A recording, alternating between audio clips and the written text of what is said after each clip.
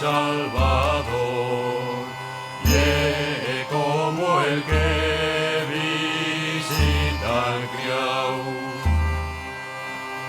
ye como el que visita. Bueno, suena la sintonía del Gran Sur de Morán. Ya sabéis que lleva acompañándonos haciendo el Camín de Santiago, el Camín primitivo de Ubieu a Santiago, conociendo todos los rincones y todos los secretinos.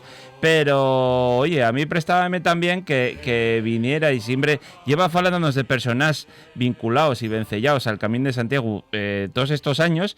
Pues, oye, yo creo que llega el momento de conocer a alguno, ¿no? ¿Qué tal, Surde? ¿Cómo estás? Pues muy buenas, además aprovechando que vamos a pasar de Asturias a Galicia, vamos a hacer este intermedio con alguna entrevista. Y esta vez, pues, para empezar, vestímonos de gala, estoy muy contento porque tenemos a la radio a un amigo de los caminos y especialmente del primitivo, Manuel Alejandro González Flores, más conocido en el mundín de los peregrinos como Ales Camino, pionero de los albergues privados en el camino primitivo. Pues primera década del siglo XXI, cuando pasaban todavía muy pocos caminantes, y él, contra viento y marea, fundó en una casa de Bodenaya, en Salas, el albergue Bodenaya. Y recalco contra viento y marea porque de aquella no se sabía muy bien, hoy parece mentira, ¿no? 20 años después, pero aquella no se veía mucho futuro a esto. Y bueno, salió adelante, fue un referente y sigue siendo el albergue y él, ¿eh? Ya lo lleven otros hospitaleros, el de Bodenaya, pero Ales Camino sigue siendo un faro de los caminantes. Escritor de novela, ¿eh? Ajá. Aquí tengo unos cuantos. Novela caminera, que transmite la experiencia y comparte pues historia y alguna anécdota siempre en cada novela. Y saludamos ya a Ales Camino. Muy buenas, Ales. Hola, Ales. ¿Qué tal? Buenas tardes. ¿Qué tal? Bueno, vaya presentación que te hizo aquí Surde, cuidado, No lo fai con cualquiera, Bueno, eso está bien, eso está bien. Oye, lo primero, lo que te has cansado ya de explicar tantísimo tiempo y una y otra vez, cómo fue, para meternos en situación, aquella transformación tuya personal, porque tú, si no me equivoco, estabas en Madrid de taxista. Exactamente, yo soy natural de Madrid y yo era un taxista, como tantos que hay allí. Y de casualidad aterricé en el Camino de Santiago en el año 99, acompañado de un amigo de allí. Y bueno, hice el camino francés, desde Villafranca del Bierzo hasta Santiago, los últimos 180 kilómetros. Y bueno, la verdad es que yo llegué a Santiago y llegué derrotado, pero en todos los sentidos. Pero luego cuando volví a la jungla del asfalto, nunca mejor dicho, allí en Madrid, echaba de menos hasta las ampollas. Claro. Y ya era una obsesión, se convirtió en una obsesión para mí volver todos los años al camino, hasta que un buen año dije, bueno, pues esto del taxi no va conmigo y yo necesito irme a vivir al camino. No montar un negocio en el camino, sino vivir en el camino, con peregrinos, en mi casa, y así surgió. Y hice el camino primitivo en el 2005, la verdad es que me encantó, era la primera vez que estaba en Asturias, y salí enamorado totalmente. Entonces decidí buscar un lugar para conseguir lograr ese sueño que tenía yo y lo encontré en Bodenaya, así fue. Además, en una casa que tiene un nombre astronómico. Pandorado, Pandourado, ¿cómo era aquello? Capandorao, exactamente, sí, porque la casa tiene un horno de leña, de pan, antiguo dentro de la casa que todavía existe y bueno, y funciona todavía, aunque no creo que le den uso ya, pero sí, la casa se conocía como Capandorao. Ah. Y ahí construiste el albergue tú mismo con alguna ayuda, porque fue vivienda tuya y albergue. Pero los peregrinos tardaban en llegar, ¿no? Cuenta. Tardaban en llegar. Al principio fue los 2-3 primeros años fueron duros porque claro, el camino primitivo, estamos hablando del año 2000. Yo abrí el albergue, compré la casa en el 2006, yo abrí en 2007. Claro, era un camino que sí, en verano pasaban prácticamente todos los días, pero bueno, no todos se paraban allí. La mayoría de la gente iba de Salas a Tineo y pasaban por allí de largo. Uh-huh. Pero claro, primavera, otoño, invierno, por allí prácticamente no pasaba nadie. Entonces, bueno, tuve que compaginar trabajos. Fueron años duros. Bueno, los primeros años fueron años muy duros. Como decías tú antes, aunque parezca mentira, porque ahora mismo, claro, estamos cansados de ver peregrinos durante todo el año, incluso en invierno, pero en aquella época no, en aquella época era muy diferente el camino, muy diferente en todos los sentidos. Yo creo que para mejor, había más espíritu de camino que ahora se ha convertido mucho en... No, yo qué sé, no sé si es crítica o es simplemente evolución, pero hay mucho más de turismo que de espiritualidad, y antiguamente no era así. Y cuando llegaban los peregrinos, los primeros y después los que llegaron a continuación, y llegaba la hora de comer, de cenar, ellos llevaban algo, ¿tú ya empezaste a preparar alguna cena o algo? Sí, nosotros en el albergue, de hecho todavía se sigue haciendo, hacíamos una cena comunitaria y un desayuno comunitario, no en plan restaurante ni menú de 3 primeros y 3 segundos a elegir, sino esto es lo que hay y aquí cenamos todos juntos, conmigo, con el hospitalero que haya. Entonces la cena comunitaria es muy importante para el peregrino porque claro, había mucha gente que sí, hacía las etapas anteriores, las hacían con los demás peregrinos, pero a lo mejor no se habían hablado nunca, se habían visto en otros albergues o en el camino se habían cruzado, pero no habían intercambiado palabra. Pero allí yo les juntaba a cenar todos juntos, a cenar lo que había, y se creaba una comunión entre ellos, se crea una comunión entre ellos, que es muy importante, porque de ahí salen grupos que luego van caminando todos juntos como si fueran hermanos hasta Santiago, ¿sabes?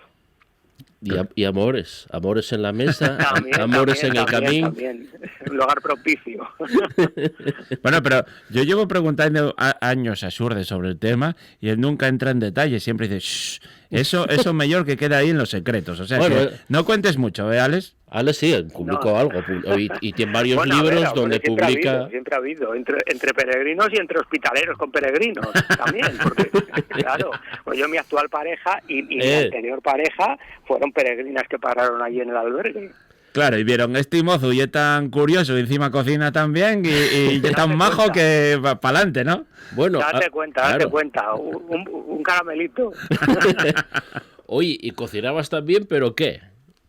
¿Qué cocinabas? Pues mira, yo al principio, a los primeros años, claro, es que es muy diferente, el contexto es que en los primeros años, claro, no todos los días había peregrinos, entonces tú, no, claro, ahora mismo la gente ya va con reserva y tú ya sabes más o menos los peregrinos que vas a tener al día, ¿no? En aquella época no había prácticamente internet, no había WhatsApp, no había nada, o sea, la gente llegaba allí, llamaba a la puerta y preguntaba si había sitio, entonces tú no sabías cuántos te iban a llevar.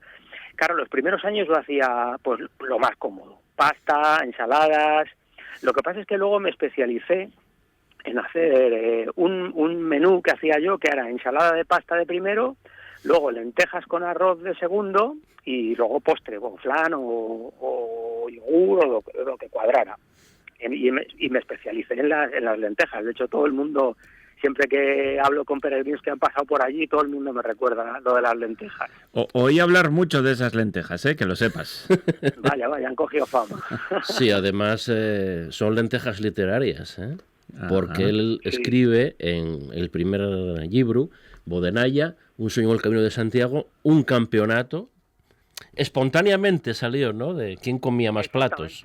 Cuenta. Eso es, un buen día, pues un peregrino me dijo, oye, qué rica, ya no tienes más. Sí, bueno, y se comió 5 platos. Esto para cenar. ¿En serio? 5 platos para cenar. En serio te lo digo, esto es verídico. Claro, ¿qué pasa? Que luego, pues en plan de cachondeo, pues yo decía, oye, ayer hubo un peregrino que cenó 5 platos, a ver si hay alguno que cene más. Total, que un día llegó un peregrino alemán, un chaval jovencito, muy majo, y dijo, venga, dame 6 platos, dame otro más, que voy a poner el récord. Y se cenó 7 platos. Me dijo, dame el 7º plato para que el récord dure mucho tiempo. Me dijo, me acuerdo perfectamente. Bueno, pues nada, se cenó 7 platos de lenteja. Joder. Al día siguiente llegaron 2 peregrinos de Málaga, me acuerdo perfectamente. Y yo les dije, mira, el récord de las lentejas está en 7 platos de lenteja. Y me dijo él, vete poniendo aquí platos que hoy lo supero yo. Y dije yo, bueno, no puede ser. Bueno, pues se metió 11 platos de lentejas para cenar. 11. y no cenó más porque se acabaron las lentejas ya. ¿Pero estaba gordo o estaba delgado? No, a ver, porque todo el mundo le decía, pero chico, no le des más, que va a reventar. Sí, y él sí, decía, claro. no, tú dame. A ver, la explicación que me dio él es que estaba operado del estómago, le habían reducido el estómago Encima. y decía que le había dicho el médico que hasta no sé cuánto tiempo que él podía meter ahí lo que quisiera, que no había ningún problema. Y él dijo, pues esta es la mía. No sé si es verdad o mentira, pero se cenó 11 platos y al día siguiente estaba como un campeón. Joder. Y ahí quedó el récord, no se superó, ¿no? Espero que no. Ahí quedó el récord. Lo curioso de ello es que luego yo, cuando le vendí el albergue de Bodenaya a David, luego yo abrí otro albergue en Cabo Redondo, en Cantabria, Sí. al lado de Santillana del Mar, y el peregrino alemán, que se cenó los 7 platos, un día me llegó allí de peregrino. Claro, yo le vi entrar por la puerta, y esto que te suena a la cara, pero claro, no. Y me dice, hombre, tú eres Alejandro de Bodenaya, sí. ¿Te acuerdas de mí? Yo tengo el récord de las lentejas de Bodenaya en 7 platos. Y le dije, no, amigo, lo siento mucho, pero al día siguiente te lo batieron en 11 platos. Y se quedó el hombre, ¡oh, madre mía! O sea, llevo 10 años, que pregonando por todo el mundo, me hicieron una placa en mi ciudad y resulta que no lo tengo. Y mira por dónde.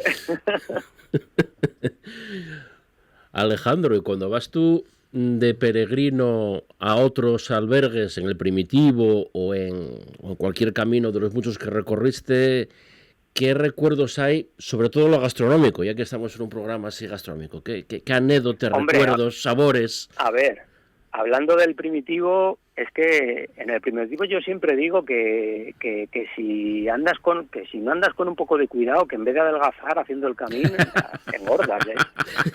Porque, claro, tú ponte en la situación de una persona que no haya hecho el camino nunca y se presente en Oviedo y al día siguiente va a caminar. Dice, bueno, al día siguiente vamos a gastar muchas calorías a la calle Gascona. Bien. ¿Y qué vas a cenar? Pues te metes un cachopo, unas faves, un pote asturiano, lo que haga falta. Eso para empezar, sin haber andado un paso.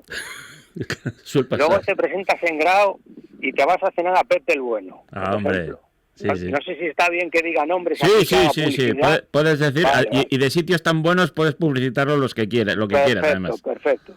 Luego al día siguiente, Cornellana, o Dani o el Casino, pues 3/4 de lo mismo. Claro. Salas, Casa Pachón, de Bodenaya las lentejas, Casa Herminia en Campiello, la Nueva Yandé San Polayande en caso de que no hagas la ruta a los hospitales, la Regada en Grandas de Salime. Así que te has plantado en Grandas de Salime, has hecho el tramo más duro del camino del Primitivo de Santiago y has engordado 5 kilos. Claro. Sí, tranquilamente pasa. Sí. Porque además Claro. vas a cenar y te apetece y... Claro. Llegues Claro, con fame. te apetece, claro, has gastado y te apetece y claro, y no tienes fin. Y claro, pues eso, como te quieres dar cuenta, pues...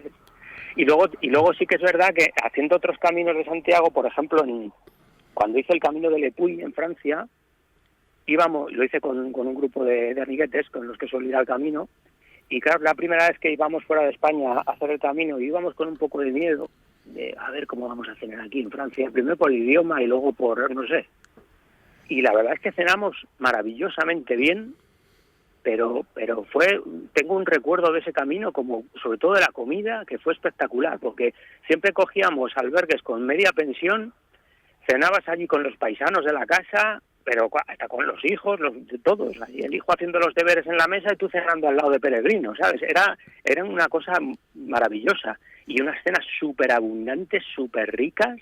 Los desayunos eran, pero que metían miedo, y yo recuerdo ese camino como gastronómicamente espectacular. Buenísimo todo, súper amables los franceses, y todo fenomenal, todo fantástico. Qué maravilla.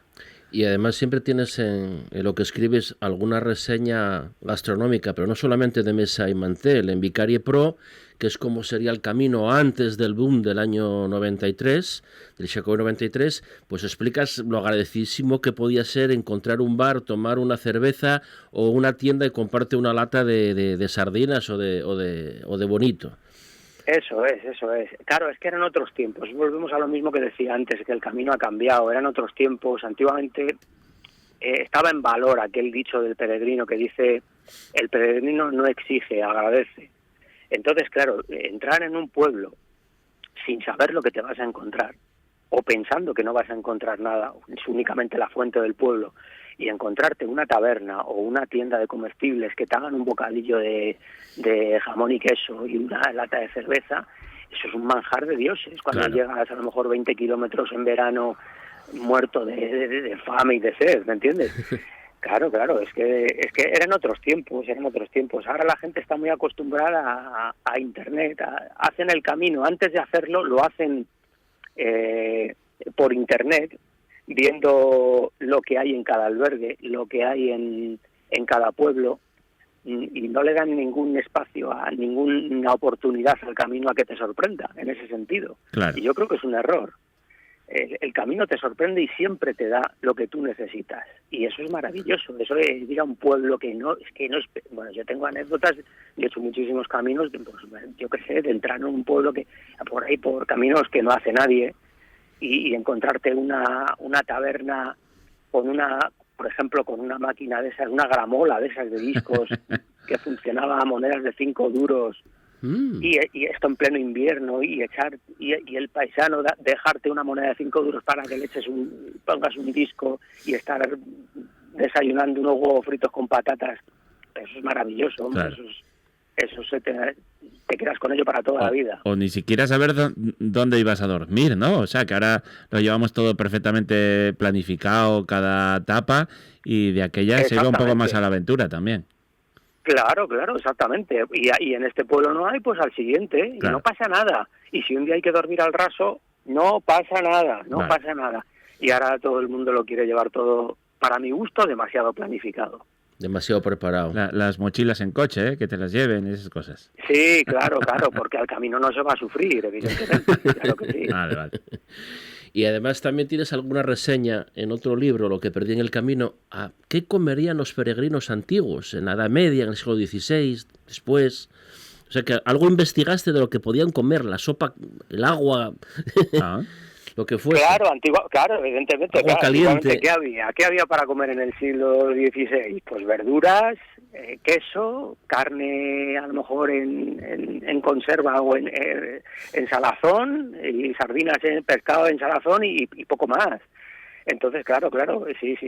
El camino en aquella época sí que era duro. Ahora mismo estamos muy mal acostumbrados, ¿no? A la mínima, si llueve, taxi. Si hace calor, esta etapa me la salto. Si este tramo, mañana la etapa esta me han dicho que es muy fea, autobús. No digo todos, pero una gran mayoría sí, ¿eh?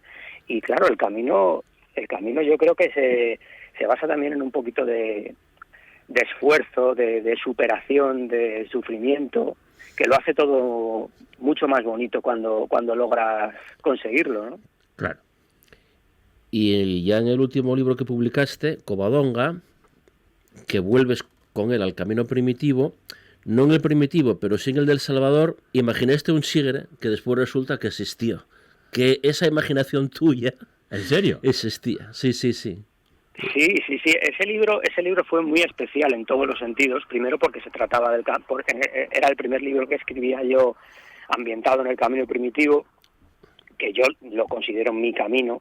De hecho, así está dedicado el libro, Mi camino, mi resurrección.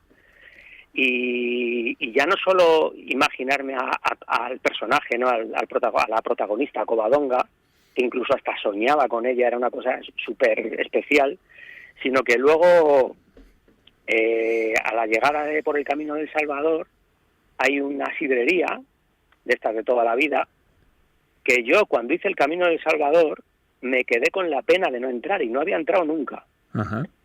Entonces, pero de esto que se te queda grabado, porque hay muchos bares y muchas sidrerías, muchas tabernas que tú has pasado por ahí y no has entrado, pero esta se me quedó, no sé por qué, grabada, y se me quedó esa espinita clavada ahí, que tenía que haber entrado. Y entonces yo la traté de imaginar por dentro cómo era, así la describo en el libro. Y luego Surde, al poco de leerse el libro, Surde me hizo el prólogo del libro, pasó por allí y me envió fotos de la sidrería, y era muy parecida a como yo me la imaginé. Sí. Ostras, qué bien. Sí, sí, Qué maravilla. Calcao, él lloraba. Claro, Alex claro. lloraba. Sí. Oye, vamos a hablar de otro tema. Comer y beber, ¿qué bebemos aquí y allá? ¿Agua? ¿Apetece más cerveza? ¿Sidra o vino? ¿O eso quita un poco más la hidratación? ¿Cómo lo ves Pues tú? yo lo veo un poco de todo. Evidentemente agua, tienes que hidratarte y tienes que beber agua durante la etapa. Luego también es verdad que influye mucho el camino en el que estés haciendo y sobre todo la época en la que lo estés haciendo.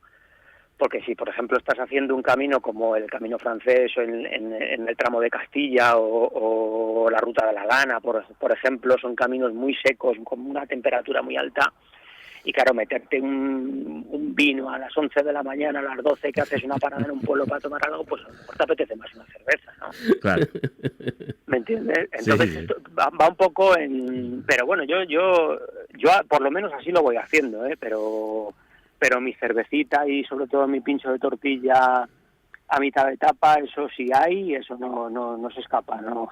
Eso va para adentro. Y luego para cenar o para potear un poco así, una vez ya que has terminado la etapa, pues vino. Con pan y vino se anda el camino. Es cierto. ¿Y qué llevas en la mochila? Porque en la mochila siempre hay que llevar algo para comer, por si acaso, por un imprevisto. Hay los que lleven hasta un panchón enorme de pan, otros chorizo, otros alguna bebida isotónica, otros una galleta y otros la bota de vino, hay de todo. Pues mira, la verdad es que yo no llevo nada. Yo le doy esa oportunidad que me sorprenda el camino, como he dicho antes, y no suelo llevar nada. Suelo llevar mi cantimplora de medio litro de agua o de poco más, y quizá depende si es verano cuando hago el camino, pero así de comer no suelo llevar nada. Pero sí que voy con un compañero, con Javichu, un compañero que va conmigo al camino siempre, que yo digo que su mochila es como la del inspector Gache. Porque cada parada que hacemos, él así silenciosamente la abre y saca un sobre de jamón serrano, de estos pata negra, o saca un trozo de queso, o media barra de pan. Esos son amigos. Ya sabemos por qué vas con él, ¿eh? Exactamente. Es el habituallamiento. ¿Y tú que conoces bien a Surde, qué opinas de que últimamente le dé por llevar galletas integrales en su mochila? Nada, se está perdiendo. Surde pasa un poco lo mismo que con el camino, ya no era lo de... Ya no yo lo que era, ¿eh? Mira cómo manquen las verdades. Sí, se ya... está echando a perder. Ya más turigrino. Voy a tener que regalarle una bota de vino. Bien. Llena, ¿eh? Bien. Sí. Y del bueno, ¿eh? Y esto de raíz de eso que has dicho de que te llevan en la mochila, me acuerdo ahora mismo de una anécdota. Estaba yo haciendo el camino aragonés, empecé en Somport, esto era el año, si no recuerdo mal, 2003, y habíamos parado a comer en un pueblín que no me acuerdo del nombre, antes de llegar a Sangüesa. Y paramos a comer un menú en un sitio muy guapo. Nos metimos un menú, pero muy bueno. Y nada, nos levantamos de la mesa, todavía quedaban 6 o 7 kilómetros para finalizar la etapa, y nos estamos poniendo la mochila, y un compañero de camino abre la mochila, saca una barrita energética y se la come. Digo, hostia, te acabas de meter un menú, macho, y te abre una barrita energética.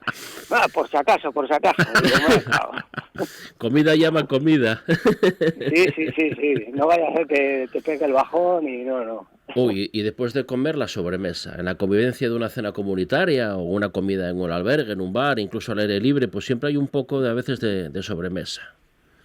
Eso es maravilloso, eso es claro que sí. Ahí es donde verdaderamente se empiezan a conocer, lo que decía antes, los peregrinos, a lo mejor no se han hablado nunca durante las etapas anteriores, y claro, están cenando juntos, y tú ¿de dónde eres? Pues yo soy de Estados Unidos, y yo de Alemania y tal, y pues mira, yo estuve allí en Estados Unidos, y empiezan a hablar, y se crea un vínculo entre ellos muy bonito, que luego incluso a mí me escribían desde Santiago, cuando llegaban, cuando yo estaba en Bodenaya, me mandaban a lo mejor una postal diciéndome, desde aquel día hemos llegado todos juntos desde Bodenaya, caminamos juntos todo el camino, y de hecho nos llamábamos el Grupo Bodenaya, y se crea un ambiente muy especial.